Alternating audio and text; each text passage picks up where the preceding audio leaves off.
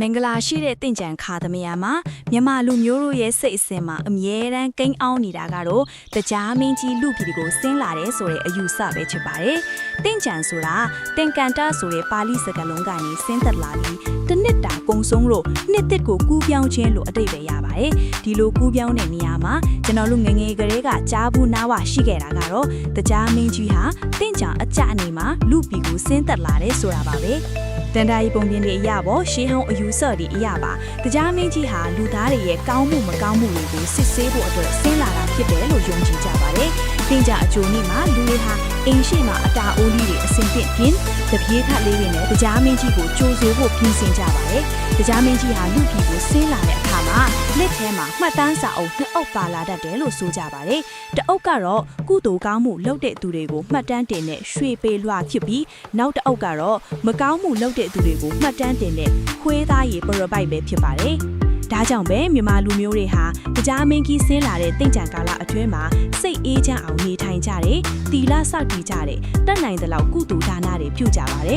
။တရားမင်းကြီးလူပြည်ကိုဆင်းလာတာဟာကျွန်တော်တို့အတွက်တော့နှစ်သစ်မှာစိတ်သစ်ကိုယ်သစ်နဲ့ကောင်းမှုတွေလှုပ်ဆောင်ဖို့တတိပေးခေါင်းလောင်းတန်တစ်ခုလိုပါပဲ။တရားမင်းကြီးဟာတောတောင်ရေမြေတွေကိုဖျက်ချော်ပြီးလူပြည်ကိုဆင်းလာတဲ့အခါမှာသူ့ရဲ့စီးတော်ရံဖြစ်တဲ့အေယာဝင်စင်မင်းကိုစီးနှင်းလာတာလားဒါမှမဟုတ်တခြားရံတွေကိုအသုံးပြုသလားဆိုတာကလည်းနှစ်အလိုက်တင့်ကြံစာတွေမှာစိတ်ဝင်စားစရာဖက်ရှူရနေရှိပါတယ်ဒီလိုဆင်းသက်လာတဲ့အချိန်မှာသဘာဝတရားကြီးကလည်းထူးခြားတဲ့အပြောင်းလဲတွေဖြစ်ပေါ်တတ်ပါတယ်ပြီးကောက်ကပန်းတွေပွင့်လဲလာလားငိုဝါပန်းတွေဝေးစားလာတာ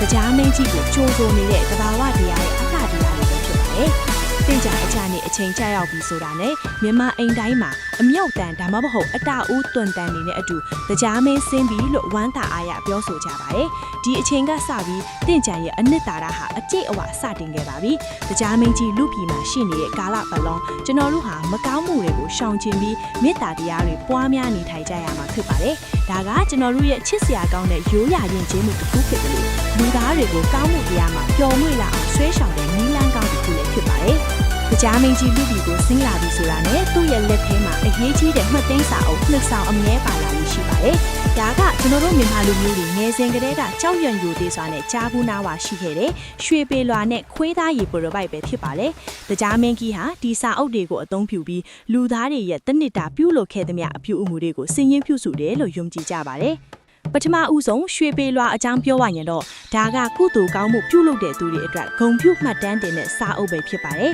။မိဘဘိုးဘွားတွေကိုလုံကျွေးပြုစုသူတွေငါးပါးတီလာမြဲမှန်သူတွေပရောဟိကစေတတ်တဲ့သူတစ်ပါးကိုကူညီသူတွေနဲ့မေတ္တာတရားပွားများသူတွေရဲ့အမေနာမတွေကိုတရားမင်းကြီးကဒီရွှေပေလွာပေါ်မှာရေးမှတ်တယ်လို့ဆိုပါတယ်။ရွှေပေလွာပေါ်မှာအမေစီရင်ပါဝင်ခွင့်ရတာဟာနတ်ကောင်းနတ်မြတ်တွေရဲ့စောင့်ရှောက်မှုကိုရရှိစေပြီးနောင်ဘဝမှာလည်းကောင်းရာသူဂတိရောက်ရှိစေတယ်လို့အယူရှိကြပါတယ်။အခြားတစ်ဖက်မှာတော့ခွေးသားရေပရပိုက်ရှိပါတယ်။ဒီစာအုပ်ကတော့မကောင်းမှုပြုသူတွေသူတစ်ပါးကိုညှင်းပန်းနေဆက်သူတွေနဲ့တီလာတရားပြက်ပြားသူတွေအတွက်ဖြစ်ပါတယ်။ဆေးလူကြီးတွေကကလေးတွေကိုမကောင်းလာလို့နဲ့တရားမင်းကြီးကခွေးသားရေပရပိုက်မှာနာမည်ရေးလိမ့်မယ်လို့ဆုံးမလေးရှိကြတာဟာလူတွေကိုမကောင်းတာလို့ဖို့ဝန်လေးလာအောင်ရည်ရွယ်လာပဲဖြစ်ပါတယ်။ခွေးသားရေဆိုတာအနက်အသက်မကောင်းလို့ယွန်းရှာပွဲရဖြစ်လို့မကောင်းတဲ့မှတ်တမ်းတွေကိုအဲ့ဒီမှာရေးမှတ်တယ်လို့တင်စားခေါ်ဝေါ်ကြပါတယ်။တရားမင်းကြီးဟာလူဖီမှာရှိနေတဲ့တင့်ကြံကာလအတွင်းမှာမြင်အပ်မမြင်အပ်တဲ့နီလန်းမျိုးစုံနဲ့လူသားတွေကိုစောင့်ကြည့်နေတတ်ပါတယ်။အထူးသဖြင့်တင့်ကြံအတက်နဲ့အချိန်ထိ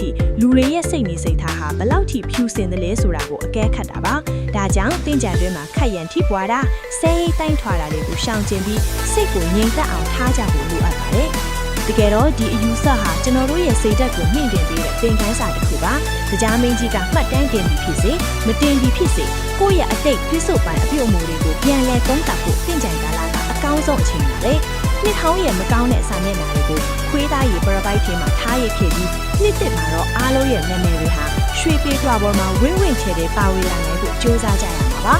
ါတရားမင်းကြီးလူပြည်မှာစံပယ်နေတဲ့ဒီရက်ပိုင်းတွေမှာကျွန်တော်တို့ဟာရေပတ်ကစားခြင်းရင်းနဲ့ပဲဖြစ်ဖြစ်အလူအတန်းလုံရင်းနဲ့ပဲဖြစ်ဖြစ်ကုသိုလ်စိတ်လေးတွေကိုလက်ကင်ထားကြဖို့အရေးကြီးပါတယ်။တင်ကျန်းအသက်နေဟာတရားမင်းကြီးလူပြည်မှာစံပယ်တဲ့နောက်ဆုံးရက်ဖြစ်တယ်လို့လူသားတွေအကွာလဲနှစ်ဟောင်းရဲ့အညစ်အကြေးတွေကိုစေးကြောဖို့နောက်ဆုံးအခွင့်အလေးပဲဖြစ်ပါတယ်။ဒီ ဒီနေ့မှာတရားမင်းကြီးကသူစုဆောင်းခဲ့တဲ့မှတ်တမ်းစာအုပ်တွေကိုယူဆောင်ပြီးနတ်ပြည်ကိုပြန်လည်ထုတ်ခွာဖို့ပြင်ဆင်ပါတယ်။ဆေးလူကြီးတွေကတော့တရားမင်းပြန်ခါနီးအချိန်မှာမိုးပတ်လေသွေးတွေတက်ခတ်တတ်တာမိုးအနှဲငယ်ရွာစွမ်းတတ်တာကိုတရားမင်းထုတ်ခွာခြင်းရဲ့နမိတ်အဖြစ်ယူဆော့လို့ရှိပါတယ်။တရားမင်းကြီးပြန်သွားတဲ့အခါကျွန်တော်တို့အတွက်ဘာတွေကြံရစ်ခဲ့တယ်လဲဆိုရင်တော့ပိုမိုဖြူစင်းတဲ့စိတ်ထားနဲ့အားတက်အတော်ရှိတဲ့မျှော်လင့်ချက်တွေပဲဖြစ်ပါတယ်။အတက်နေ့ရဲ့နောက်တစ်နေ့ဟာနှစ်ဆန်းတစ်နေ့ပါ။ဒီနေ့မှာတော့တရားမင်းကြီးရဲ့မှတ်တမ်းစာအုပ်ထဲကအတိုင်းကိုယ့်ရဲ့ကံကြမ္မာစာမျက်နှာတစ်ကိုကိုယ်တိုင်စတင်ရေးထိုးရတော့မှာပါ။မြန်မာရိုးတာမှာတရားမင်းကြီးကိုကြိုးစိုးခြင်းနှုတ်ဆက်ခြင်းဆိုတာဒဏ္ဍာရီတစ်ခုတသက်မဟုတ်ပါဘူး။ဒါက